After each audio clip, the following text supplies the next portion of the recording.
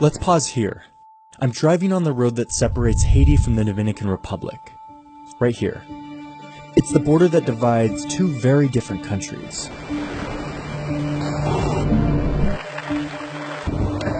If you're born in Haiti, you're 2.5 times more likely to die as a baby than if you're born in the DR. You'll be almost 10 times poorer, and you can expect to have a much shorter life.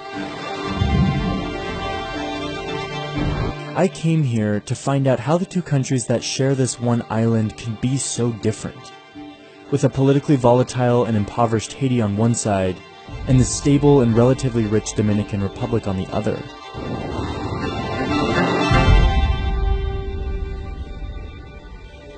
How did this line produce two totally different worlds?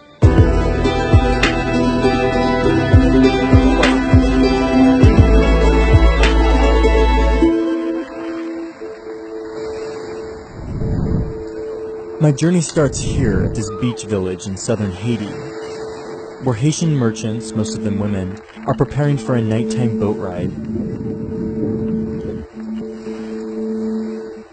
The women boarding this boat have one goal: to make it to the border where they will be let into a Dominican market to buy and sell goods before returning to their villages. It's international trade at its most informal. We're taking these boats because the next door mountain range makes the land journey almost impossible. These worn-out wooden boats have been making this exact journey twice per week for decades, and yet the process remains chaotic and unorganized, as if it's happening for the first time.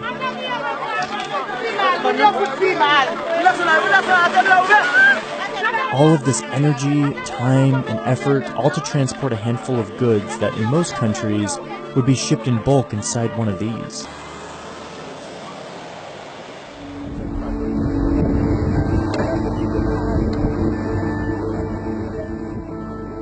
We make this 7-hour journey to the border town, arriving around 4 a.m. The sun rises and we walk to the border market. This market was established right on the border as a partnership between the two nations to give vendors from both sides a place to buy and sell on equal footing. As we approach the border, I quickly realize that's not what's happening here. So I'm looking across the border right now into the market, and you can see that Dominicans are already setting up. This is one of the big complaints of the Haitians. They're stuck on this side, waiting to cross the border, and the border guards are just delaying it. And meanwhile, the Dominicans are able to set up and get the best spots.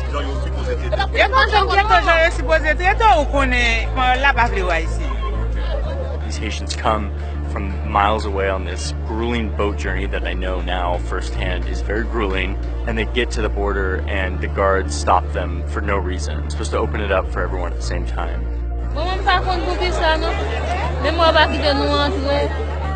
The guards keep the Haitian women from crossing, not letting anyone know how long it will be. The tension grows, and then, finally, hours after the Dominicans were allowed to enter, the guards open up the bridge.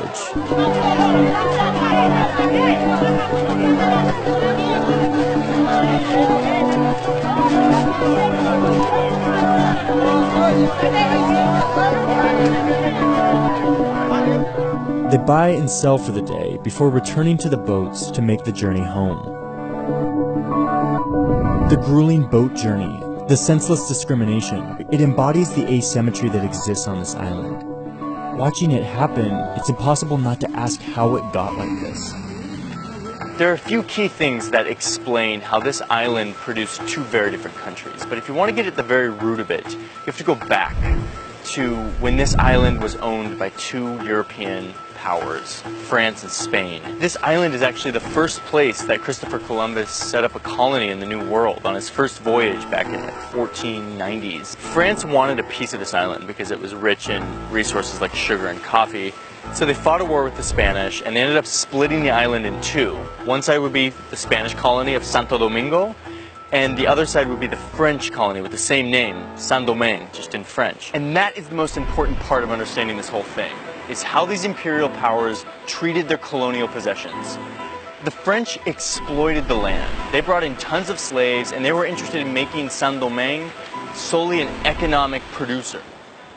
They destroyed the soil from aggressively harvesting the same crop year after year.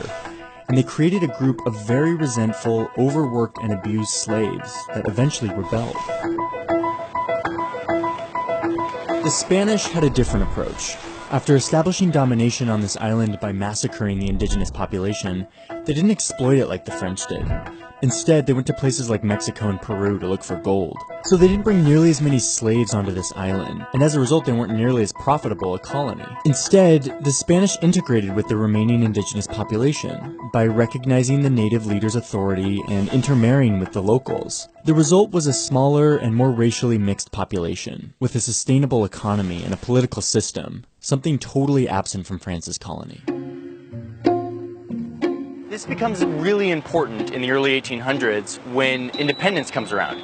Haiti declares independence, fights off the French, and basically declares itself the first black former slave republic in the world. They do so with very little framework for a society and for a government.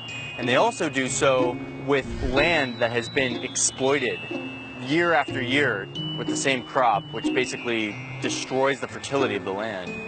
And to add to all of that, because they were this first black republic, the world essentially isolated them. The United States didn't want to recognize the independence of a black nation. They thought it might become a slave empire and seek revenge.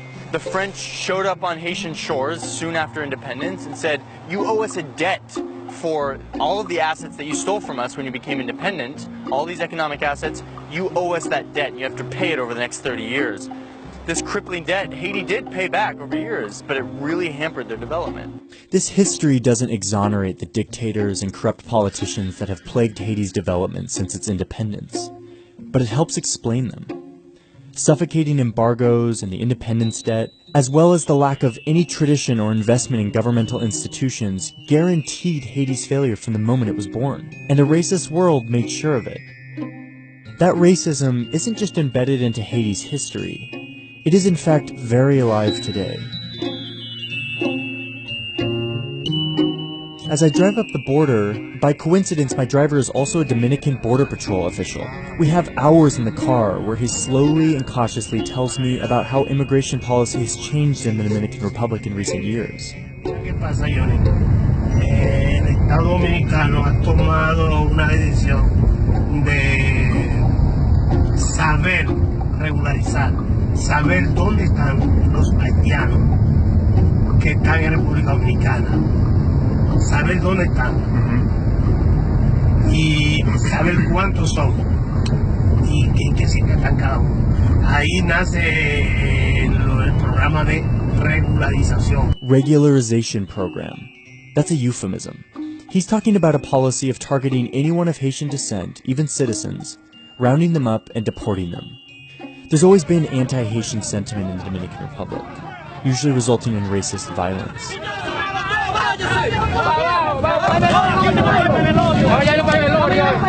But since 2010, that sentiment has been seeping into legislation.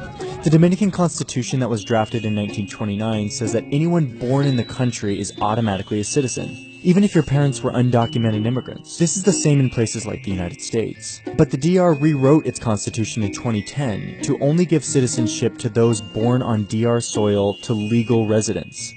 Then, in 2013, the High Court in the DR ruled that this new definition would be applied retroactively, all the way back to 1929, meaning any citizen who had been born in the DR to undocumented parents would have their citizenship revoked.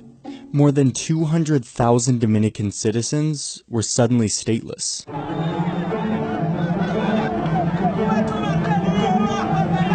It is clearly an illegal act, it is an immoral act, it is a racist act by the Dominican government, and it's happening because these people are black. Entonces, si nacen aquí, ya son ciudadanos. No así ahora. Antes era así. Ahora se registran en un libro de extranjero. Dominican law said that if these stateless people wanted to stay in the DR, they would have to go to a government office and put their name on this foreigner registry.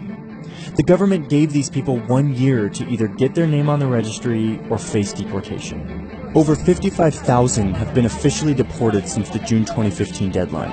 The UN estimates that 128,000 people have voluntarily fled to Haiti, a country many of them have never lived in. Some came here to this camp on the border, where they've been living in limbo for years.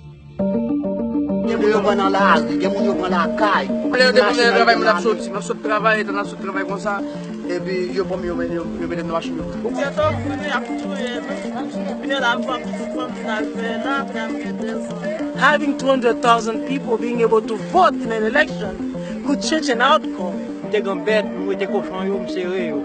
Oh, des doigts yo tourner encore. Yo voulais calmer tout ça m'dégé là-dedans. Cochon m'dégé gaspiller, me faire cadeau yo pour remercier bon ba yo té yo. Yo te voulais calmer yo frère. Il a été dissimulé, était obtué. Pendant là, nous dormons, j'ai nous fermé. Et là, nous notre papa, nous avons levé pour les Haïtiens. Que nous toujours à sauter, nous pensons qu'on va vivre pour nous, qu'on va maltraiter nous. On va tuer nous tous, peut-être dans le monde, dans la capitale. The moment I cross into the DR, I start to see what this crackdown looks like. On a 75-kilometer bus ride, we pass 8 security checkpoints, in which security personnel board the bus to eye who is on it and in some cases check papers. But each time we stop, they seem to only check the papers of the same few passengers. Just check the passports of the 3 darkest Jews on the bus. Me and the 2 guys in front of me were the darkest guys on this bus. And you're the only passports they checked. That's my translator, Pascal. He's an American citizen, but everywhere we go in the DR, security forces keep asking him for his passport. Halfway through the journey, we pull off the road into a facility where a few young military guys are sitting around, and our driver brings this woman and her 2 children over to the military guys. She's speaking in perfect Dominican Spanish to them, claiming that her children are Dominican and that the driver brought us to this checkpoint to turn her in because she's black. None of this seems to matter. She doesn't have her papers, and her skin color seems to be all the guards need to see.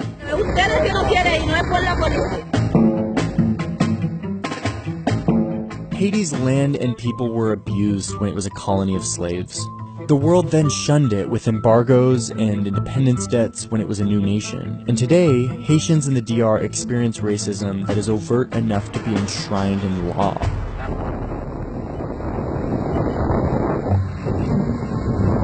As we drive up this very curvy road, I have the DR to my right and Haiti to my left. Back when the French were here, this was the richest colony on earth. But that came at a price, not only to abuse slaves, but also to the land that they worked. Clear-cutting and single-crop planting continued after the French left. But instead of being used to make fancy French furniture, the trees were burned to cook food. This explains what I'm seeing when on my right there's lush jungle, and on my left there's bare and eroding hillsides. Zoom out a little bit and it's very clear. I follow the border road all the way north until I hit another market town. I wanted to see if the same discriminatory dynamics played out up here as they did down south. This market was built with money from the European Union and the UN Development Program, with the specific intention of creating a space where communities from both sides could come and buy and sell on equal footing. We're rolling through the market, and once again, like we saw in the southern market, the Dominicans are first setting up. I walk to the border and find this huge group of people at this gap in the fence, paying a border guard to get in early. The dynamic is the same as down south, only with a few more overt bribes, and border guards who seem to have no problem hitting Haitians with a stick. After hours of waiting for guards to open the gate for everyone, the Haitians are finally let in.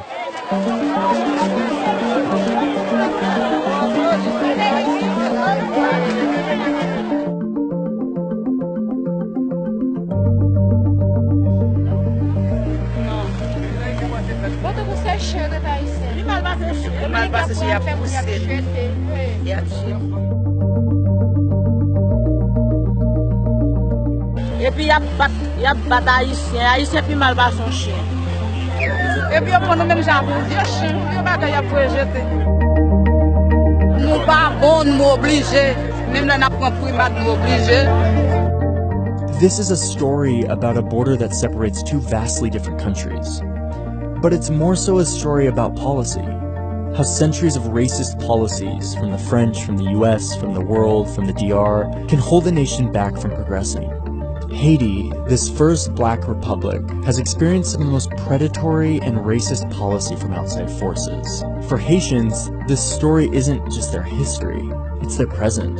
It's the stage on which they live their lives.